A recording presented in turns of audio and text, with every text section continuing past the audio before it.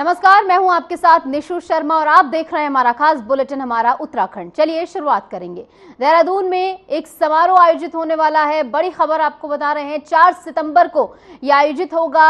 IRDT सभागार में कार्यक्रम होगा। 13 महिलाओं को यहां पर जो है शामिल किया जाएगा। इस बीच एक खबर आपको बता दें, जहां पर अर्धकुंभ को लेकर इस समय चर्चाएं चल रही हैं और इस बीच व्यवस्थाओं को लेकर यहां पर चर्चा हुई है।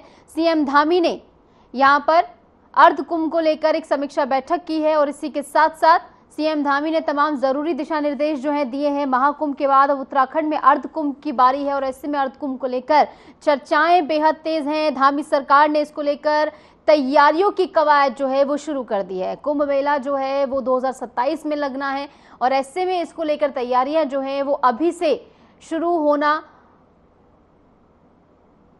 हो गई हैं और ऐसे में कुंभ मेला 2027 को लेकर तैयारियों की कवायद शुरू होते हुए जहां पर सीएम पुष्कर सिंह धामी ने एक समीक्षा बैठक की है। इसमें तमाम अधिकारी मौजूद रहे हैं और जैसे कि आपने देखा कि उत्तर प्रदेश में कुंभ मेला कितना भव्य और दिव्य रहा, तो कहीं ना कहीं वहां के मॉडल को देखते हुए भी वहां की व्यवस्थाएं किस तरीके से सुदृढ़ की गई, वहां की व्यवस्थाओं को किस तरीके से हैंडल किया गया, वहां से सीख लेकर अब जो है उत्तराखंड में जो अर्धकुंभ रहने वाला है उसको लेकर जो है तैयारियां अब शुरू हो गई। जैसे कि आपने देखा भी था, जब उत्तर प्रदेश में महाकुंभ हुआ था तो अर्धकुंभ पता है कि आयोजित होना है उत्तराखंड में। इसको लेकर एक टीम जो है उत्तराखंड से उत्तर प्रदेश भी पहुंची थी, जहां पर तमाम तैयारियों का जायजा उनकी ओर से लिया गया था, निरीक्षण किया गया था और देखा गया था कि आखिर किस प्रकार इतने व्यापक स्तर पर महाकुंभ का आयोजन हो रहा है, इतनी ज्यादा अपार भीड़ को किस तरीके से मैनेज किया जा रहा है और उसी से प्रेरित होकर अब अर्धकुंभ का आयोजन होगा। और ऐसे में 2027 में होने वाला ये अर्धकुंभ जिसको लेकर तैयारियां अभी से होना शुरू हो गई हैं, जहां पर सीएम पुष्कर सिंह धामी ने एक बैठक की है, समीक्षा बैठक के तौर पर इसे देखा जा रहा है। तमाम अधिकारी इसमें मौजूद रहे, मंत्रीगण भी मौजूद रहे, जिनके साथ चर्चा हुई है अर्धकुंभ को लेकर कि आखिर किस प्रकार इसको और ज्यादा भव्य दिव्य बनाना है। और पहले से ही तमाम तैयारियों की कवायद जो है वो शुरू हो गई है ताकि जब कुंभ मेले का समय आए यानी 2027, हालांकि इसमें अभी एक लंबा समय है, एक लंबा दौर इसमें बाकी है, तो ऐसे में तमाम तैयारियों को जितना समय दिया जाए उतना ज्यादा अच्छा। और इसी को ध्यान में रखते हुए यहाँ पर तैयारियों की कवायद अब शुरू होते हुए सीएम पुष्कर सिंह धामी ने समीक्षा बैठक की है। व्यवस्थाओं को लेकर चर्चा हुई है कि आखिर किस प्रकार क्राउड मैनेजमेंट होना है और तमाम जो व्यापारी अर्धकुंभ में शामिल होने पहुंचे अपनी स्टॉल्स लगाने के लिए, उनके लिए क्या कुछ व्यवस्थाएं होनी है। और व्यापक स्तर पर जब अपार सैलाब वहां पर पहुंचेगा तो सबसे बड़ा जो कहा जाए कि एक चुनौती रहने वाली है वो है क्राउड मैनेजमेंट की। तो उसी को लेकर पहले से तैयारियां, पहले से एक प्लान बनना जो है अब से शुरू हो गया है। तमाम अधिकारी इसमें मौजूद रहे, तमाम मंत्रियों की भी इसमें मौजूदगी रही। ऐसे में सभी का रुख इस समीक्षा बैठक में सुना गया है कि अर्धकुंभ को लेकर उनके मन में क्या है और किस प्रकार की तैयारियों को वो देखते हैं। इस अर्धकुंभ को लेकर कितने लोगों के आने का अनुमान है, इस पर भी चर्चा हुई है और व्यवस्थाओं को लेकर यहाँ पर चर्चा हुई है। सीएम पुष्कर सिंह धामी इस बैठक की समीक्षा जो हुई है उसकी अध्यक्षता करते नजर आए।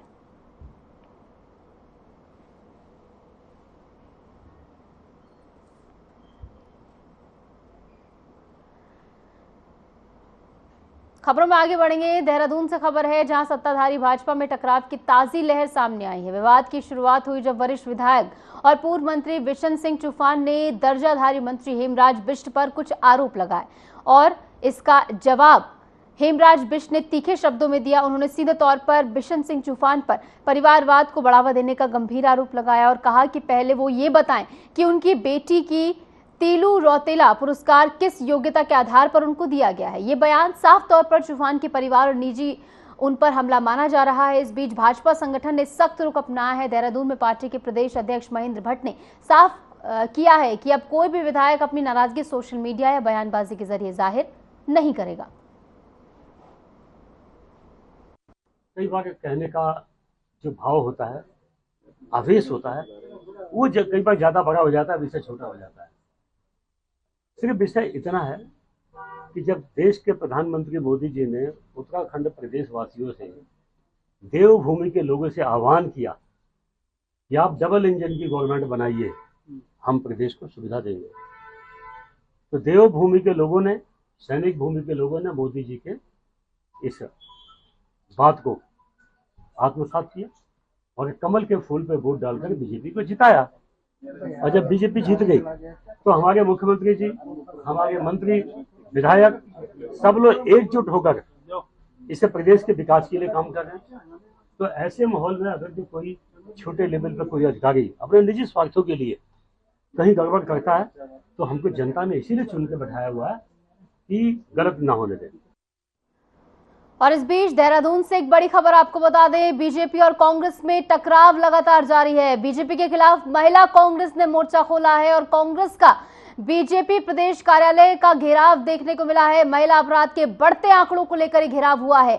नारी सर्वे रिपोर्ट में देहरादून महिला सुरक्षा फेल होती हुई नजर आई है। बीजेपी ने कांग्रेस कार्यालय का घेराव किया था और ऐसे में अब कांग्रेस की ओर से घेराव किया गया। उत्तराखंड की राजनीतिक माहौल एक बार फिर से गर्माता हुआ नजर आ रहा है। हाल ही में बीजेपी ने कांग्रेस कार्यालय का घेराव किया था, जिसके बाद अब महिला कांग्रेस ने बीजेपी प्रदेश कार्यालय का घेराव किया है और इस तनाव के बीच भाजपा मुख्यालय को छावनी में तब्दील कर दिया गया है। कड़ी सुरक्षा वहां पर रखी गई है। राजनीतिक हलकों में यह कदम दोनों पार्टियों के बीच बढ़ते संघर्ष का संकेत भी माना जा रहा है। बीजेपी और कांग्रेस के समर्थक एक दूसरे के विरुद्ध सड़कों पर उतरते हुए नजर आ रहे हैं और पुलिस ने भी दोनों पक्षों के बीच किसी अप्रिय घटना को रोकने के लिए सुरक्षा व्यवस्था मजबूत कर दी है और ऐसे में एक दूसरे के कार्यालयों का घेराव का सिलसिला इस समय देखने को मिल रहा है।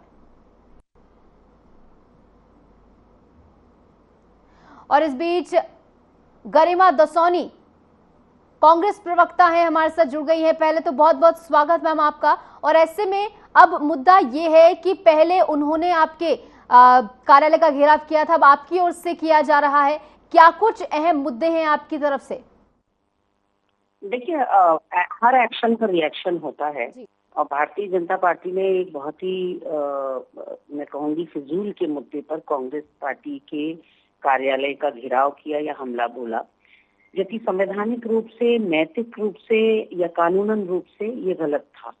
बेसिकली आज तक तो कम से कम 78 साल हो गए हैं इस देश को आजाद हुए, कभी इस तरह का दृश्य देखने को नहीं मिलता था कि कोई राजनीतिक कार्यालय जो है या कार्यकर्ता अपने विपक्षी दलों के कार्यालय पर इस तरह से हमला बोले। लेकिन ये पहली बार इस तरह की परिपाटी शुरू हो रही है। वहाँ पथराव किया, लहूलुहान कर दिए कांग्रेस के कार्यकर्ता बिहार में। उसके बाद आपने कल वेस्ट बंगाल में देखा, आपने अब अंडमान में इन्होंने धमकी दे रखी कि अंडमान के कार्यालय में देंगे। यहाँ उत्तराखंड के भाजपाई पता नहीं क्यों इतना उछल रहे हैं। मैं तो सिर्फ एक सवाल पूछ रही हूँ, जो इन्होंने हमला बोला था उसको लेकर, कि राहुल गांधी की माँ को गाली दी प्रधानमंत्री मोदी ने, ये पूरे देश और दुनिया ने देखा। लेकिन क्या प्रधानमंत्री की माँ को गाली देते किसी ने राहुल गांधी को देखा? क्या गाली क्या दी गई, इस देश को पता है कि क्या बोला गया उनकी माँ से? बात सिर्फ इतनी थी कि राहुल गांधी महज इतना कह देते कि जो हुआ गलत हुआ, कार्यकर्ता जो है जिसने भी इस तरह की अभद्र टिप्पणी की है उसको हम घसीट कर सामने लाएंगे, माफी मंगवाएंगे। लेकिन उनकी ओर से ये नहीं कहा गया। पवन खेड़ा कह देते हैं कि ये तो बीजेपी ही है जो शरारत कर रही है। इस तरीके के बयान असंवेदनशील हो जाते हैं ना। मेरा जवाब ले लीजिए। जो भाजपा ने FIR दर्ज करी है ना, अब तो वो व्यक्ति गिरफ्तार हो गया जिसने किया ये कांड। इस व्यक्ति का अभी तक खुलासा ही नहीं हो पा रहा ये व्यक्ति है कौन। और जो FIR भाजपा की तरफ से दर्ज हुई है इस पूरे मामले में, दरभंगा मामले में, उस FIR में ना RJD के किसी कार्यकर्ता का नाम है ना कांग्रेस के कार्यकर्ता का। तो ऐसा लग रहा है कि जैसे उस व्यक्ति का कोई राजनीतिक इतिहास ही नहीं था। अगर भाजपा के लोग इतना थोक बजा के राहुल गांधी को या कांग्रेस पार्टी को इस पूरी घटना के लिए जिम्मेदार मानते हैं, तो फिर FIR में किसी कांग्रेस कार्यकर्ता का नाम क्यों नहीं है, किसी RJD कार्यकर्ता का नाम क्यों नहीं है? बेसिकली होता क्या है मैम, इस तरह के आयोजन में अपने स्लीपर सेल घुसाए जाते हैं, उनसे खुद को ही गाली दिलवाई जाती है। और 3 तरह की मॉडस ऑपरेंडी भाजपा की मैं आपको बताना चाहती हूँ 2014 के बाद। पहली है हिंदू मुसलमान करो, मुजरे की बात करो, मुसलमान की बात करो, मंगलसूत्र की बात करो, मटन की बात करो, मस्जिद, मजार, मदरसे, इनकी बात करो और फूट डालो और राज करो। दूसरी मॉडस ऑपरेंडी है सेना का शौर्य पराक्रम पर राजनीति करो, पुलवामा पर करो, बालाकोट पर करो। लेकिन इस बार क्या हुआ, वो बैकफायर कर गया इनको। जिस वक्त पूरा देश कमर बांध कर और पूरा चौकन्ना होकर देख रहा था कि अब तो घुस के मारेंगे, उस समय हमने सीज फायर कर दिया पापा जी के कहने पर, ट्रम्प जी के कहने पर। तो सेना के मामले में भी इस समय भाजपा बैकफुट पर है। नहीं, तीसरा तो सुन लीजिए, तीसरा मॉडस ऑपरेंडी आपने क्या कहा था कि प्रधानमंत्री नरेंद्र मोदी खुद सामने आए और बोले कि हमारे बीच में किसी ने इंटरफेयर नहीं किया है। जब उन्होंने लोकसभा में ये बात बोल दी कि किसी भी राजनेता ने बीच में इंटरफेयर नहीं किया है, आप कह रहे थे पहले कहो कहो कहो, जब उन्होंने कह दिया तो उसके बाद भी आप नहीं मान रहे हैं, तो चित भी आपकी पट भी आपकी, ये कैसी राजनीति है, समझ से परे। सुनिए, चित और पट हमारी नहीं है। ये जो 50% टैरिफ आप झेल रहे हैं ना, टैरिफ शब्द का मतलब आपके समझ में नहीं आ रहा है। अकेले मैं उत्तराखंड से जुड़ी हूँ आपके साथ, अकेले उत्तराखंड को इस टैरिफ लगने से 300 करोड़ का नुकसान हो रहा है, तो पूरे देश का सोचिए आप। 40,000 तो वीजा फीस बढ़ा दिए 13,000 से अमेरिका ने। तो आप लोगों के समझ में नहीं आ रहा, चित और पट किसी कांग्रेस की नहीं हो रही है, यहाँ तो पूरे देश की पट हो गई है। तीसरी मॉडस ऑपरेंडी सुन लीजिए पहले आप, बात काटने से पहले। पहला हिंदू मुसलमान, दूसरा सेना, और तीसरा है हाय मेरी माँ को गाली दे दी, हाय मुझे गाली दे दी। हर चुनाव में हम यही देखते हैं कि हाय मुझे नीच कह दिया, छाती पीट पीट करके रोते हैं। मैंने आपसे एक मौजूद सवाल पूछा कि जब राहुल गांधी का और तेजस्वी यादव का इस पूरी घटना से कोई लेना देना नहीं है, किसी ने देखा ही नहीं कि उस व्यक्ति ने कहा क्या, प्रधानमंत्री मोदी की माँ के लिए कहा क्या गया, कोई चैनल चला तो दो भैया, हम भी तो सुने क्या कहा गया उनकी माँ के लिए। एक राई का पहाड़ आप लोगों ने बना दिया है बिना बात के, और कांग्रेस को जबरदस्ती आप लोग घसीट रहे हैं। FIR कांग्रेस पर कर नहीं पा रहे हैं। जब वो व्यक्ति गिरफ्तार हो गया, उसकी फोटो तो शिवराज चौहान के साथ है, छाई हुई है। इसका मतलब वो मध्य प्रदेश का व्यक्ति था, इसका मतलब वो भाजपा या RSS का व्यक्ति था जो घुस गया हमारी रैली में। जब आप हजारों की भीड़ होती है और जब नेता भाषण देके या रैली करके निकल जाते हैं, उसके बाद उस मंच पे कौन चढ़ रहा है कौन नहीं चढ़ रहा है, ये कांग्रेस का लेना देना है क्या? उस मंच को हमने हायर किया होता है, टेंट वाला आता है, वो टेंट लगाता है, वो पटले लगाता है, टेबल लगाता है, दरी बिछाता है। तो अब ये हमारी जिम्मेदारी है कि उसके मंच उखाड़ने से पहले कोई एरा गहरा नत्थु गहरा उस मंच पे चढ़ गया और उसने कुछ कह दिया। अब मैं आज की बात पे आती हूँ, कार्यालय पे जो हमला हुआ उस पे आती हूँ। हमला किया, उत्तराखंड भाजपा ने हमला किया कांग्रेस पार्टी के कार्यालय पर। हमारे से संजीव जी भी जुड़ गए हैं, बीजेपी प्रवक्ता हैं। सर, आपका भी बहुत बहुत स्वागत। सर, पूरा मुद्दा कुछ गरिमा जी की ओर से कहा जा रहा है कि पहले आपकी ओर से उनका घेराव किया गया कार्यालय का, इसलिए एक्शन का एक रिएक्शन होता है। इसके अलावा भी तमाम मुद्दों पर वो बात करते हुए नजर आ रही हैं कि जिस शख्स ने प्रधानमंत्री नरेंद्र मोदी को गाली दी उसका कांग्रेस से कोई लेना देना नहीं है, किसी ने कुछ सुना नहीं है उन्होंने क्या बोला है, ये बात उनकी ओर से कही जा रही है। और बीजेपी के शरारती तत्व हैं जो ये हरकतें करते हैं। कांग्रेस पार्टी जो चलती फिरती झूठ की दुकान है, इनका एक एक शब्द एक एक लफ्ज झूठ के लबादे में पिरोया हुआ रहता है। और शांतिपूर्ण प्रदर्शन भारतीय जनता पार्टी की ओर से था, जिसका कांग्रेस के गुंडों ने वहां पर उसको एक तरह से नया रंग रूप देने का काम किया। और कांग्रेस पार्टी के जो चिर युवा राहुल गांधी जो गाली गलौज और तू ताड़ कर उतर आए हैं, क्योंकि उनका जो स्तर पूरा देश देख रहा है, वो संसद में भी उनकी लगते हैं, तो ये तो मैं कॉम्प्लीमेंट की तरह लूंगी। मैं एक बात कहूँ एंकर महोदया, पूरा देश देखता है। तो मैं सोचता हूँ एंकर महोदया, जो इस समय एंकर महोदया खम्बा नोचे वाली एंकर महोदया, क्योंकि जब ये लोग बाहर रहते हैं तो ये लोग बिलबिला उठते हैं, और उसके लिए किसी भी स्तर तक अगर गिर जाना पड़े तो ये लोग पीछे नहीं हटते।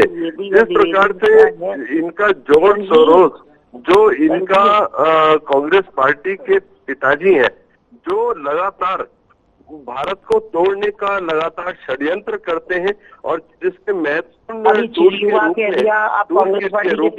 राहुल गांधी और पूरी की पूरी कांग्रेस पार्टी क्या बोल रहे हो यार हुई है। ठीक है संजीव जी, गरिमा जी को जवाब देने दीजिए, बोलिए गरिमा जी। माननीय प्रधानमंत्री जी की माताश्री जो दिवंगत है, उन तक को ये लोग बकसते नहीं है, उन तक के लिए अपशब्द बोलना, उनको गाली गलौज करना। ठीक है संजीव जी, रुक जाइए।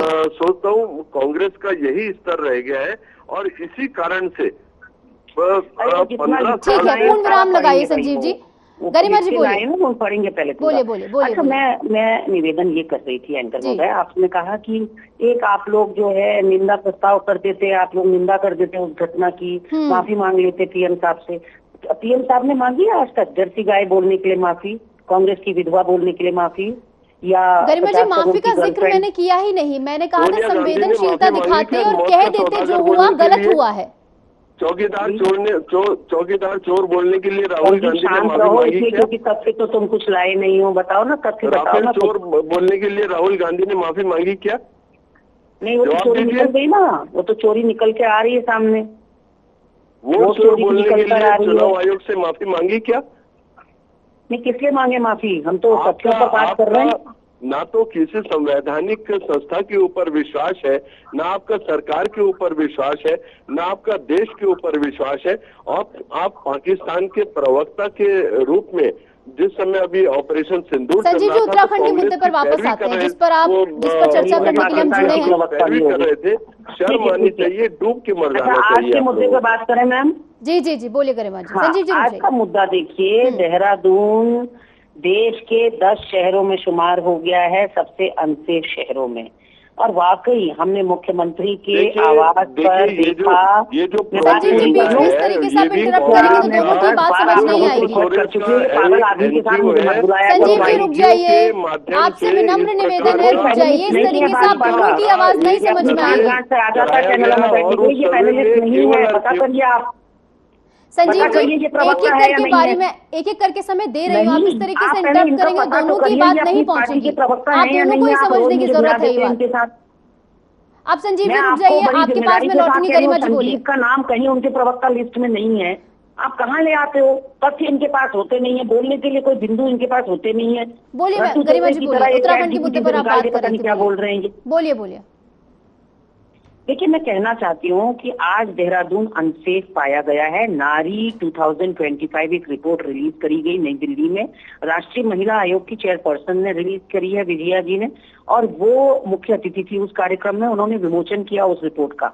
अब यहाँ महिला आयोग की अध्यक्ष कुसुम कंडवाल और महिला मोर्चा भाजपा की अध्यक्ष आशा नौटियाल दोनों के द्वारा नकारा जा रहा है कि ऐसा कोई सर्वेक्षण नहीं हुआ, ऐसी कोई रिपोर्ट नहीं आई, और आई भी है तो ये सारा कोरा झूठ है। मैं कहना चाहती हूँ कि ये महिला नेत्रियां अपना मखौल उड़ा रही हैं, क्योंकि जो राष्ट्रीय ये है आयोग है, महिला आयोग है, इसकी वेबसाइट पे अगर आप जाएंगे तो वेबसाइट पे तमाम तस्वीरें, वीडियो और विजया जी का भाषण भी है, और पूरी रिपोर्ट का जिक्र उन्होंने किया है अपनी वेबसाइट पे कि इस रिपोर्ट में 31 शहरों का सर्वेक्षण हुआ था, और 31 शहरों में 10 कौन से सबसे सुरक्षित शहर हैं और कौन से सबसे हाँ, तो ये कोहिमा को सबसे सुरक्षित बताया गया, और देहरादून उन 10 शहरों में शुमार है। तो आज हमारी महिला कांग्रेस की अध्यक्षा ज्योति रौतेला जी के नेतृत्व में भाजपा कार्यालय का घेराव किया जा रहा है, और करना भी चाहिए। इससे पहले हमने कभी घेराव नहीं किया। इनका पूर्व संगठन महामंत्री जो है संजय कुमार, उस पर भाजपा की ही महिला नेत्री ने यह आरोप लगाया कि इसने मेरा यौन शोषण किया है 3 सालों से, पद देने के लालच के एवज में ये लगातार मेरे संग दुष्कर्म कर रहा है। अभी हाल ही में पुष्कर सिंह धामी जी के सर्वेंट क्वार्टर्स में एक नाबालिग बच्ची ने, जो उनके सर्वेंट क्वार्टर्स में रहती थी, उसने आत्महत्या कर ली।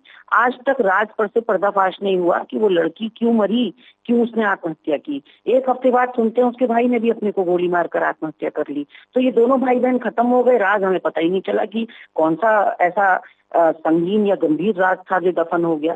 ISBT जो देहरादून का बस स्टैंड है, वहां एक दिव्यांग बच्ची ट्रैवल कर रही थी, बस आकर रुकी और 5 लोगों ने बारी बारी उसके संग दुष्कर्म किया। जो बच्ची बोल नहीं सकती थी, अपने को एक्सप्रेस नहीं कर सकती थी, उसके साथ बस के अंदर 5 लोगों ने दुष्कर्म किया।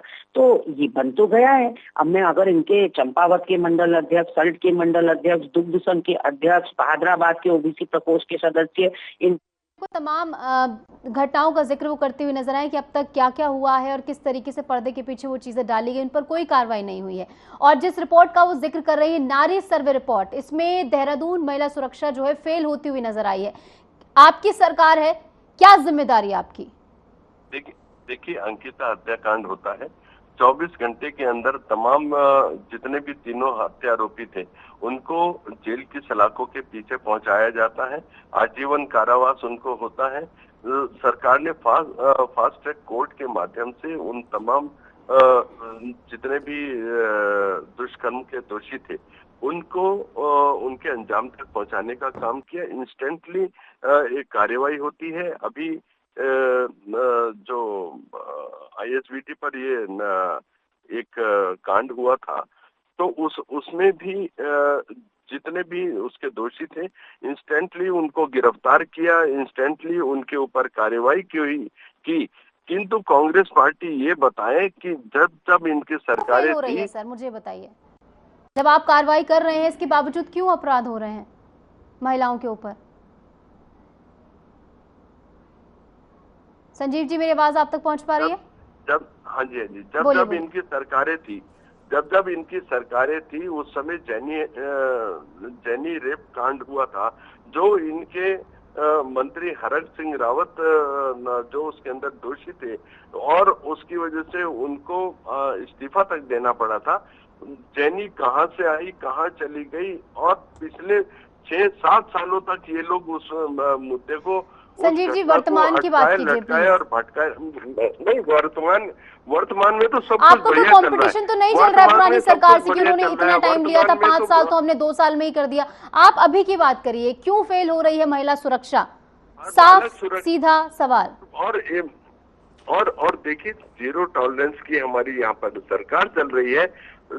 वर्तमान में सब कुछ बढ़िया चल रहा है और उसका एक बड़ा द्योतक, अभी लोकसभा का चुनाव होता है 100% भारतीय जनता पार्टी के पक्ष में, विधानसभा का चुनाव होता है प्रचंड बहुमत के साथ भारतीय जनता पार्टी आती है, कांग्रेस का सुपड़ा साफ होता है।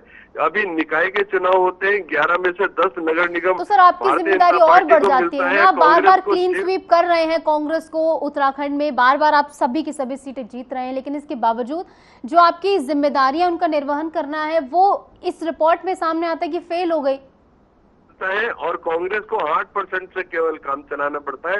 ये सारी चीजें जनता मोहर लगा रही है कि शानदार शासन चल रहा है माननीय मुख्यमंत्री श्रीमान पुष्कर सिंह धामी जी के द्वारा, जो एक जीरो टॉलरेंस की हमारी नीति पर हमारी सरकार चल रही है, विकास पर सरकार चल रही है।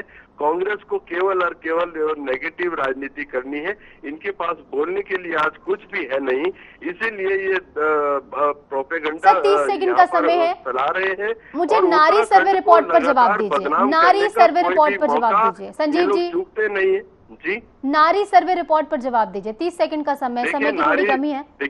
देखिए जो नारी सर्वे रिपोर्ट है, पहली बात तो ये इसमें किसी भी प्रकार का कोई ऑथेंटिकेटेड कोई मैटर नहीं है और ये जॉर्ज सोरोस की एक NGO है जो जिसमें पूरा का पूरा जिन लोगों के व्यू लिए गए वो भी सारे की सारी कांग्रेस समर्थित लोग हैं जिन्होंने अपना व्यू दिया। और मैं सोचता हूँ अभी तक तो ये लोग देश को ही बदनाम कर रहे थे पूरी तरह से, अब ये प्रदेशों में भी अपनी पैठ जमाने लगे हैं। और क्योंकि यहाँ पर देवभूमि है, सनातन संस्कृति है, सनातन के ये लोग घोर विरोधी हैं।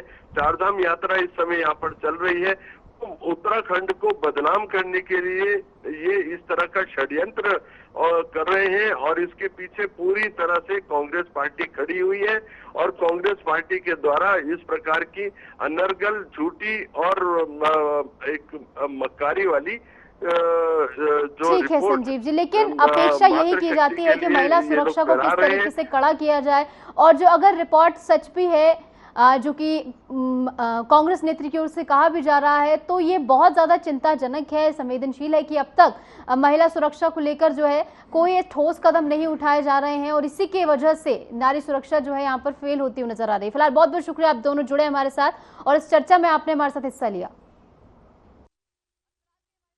में इतना ही, नमस्कार।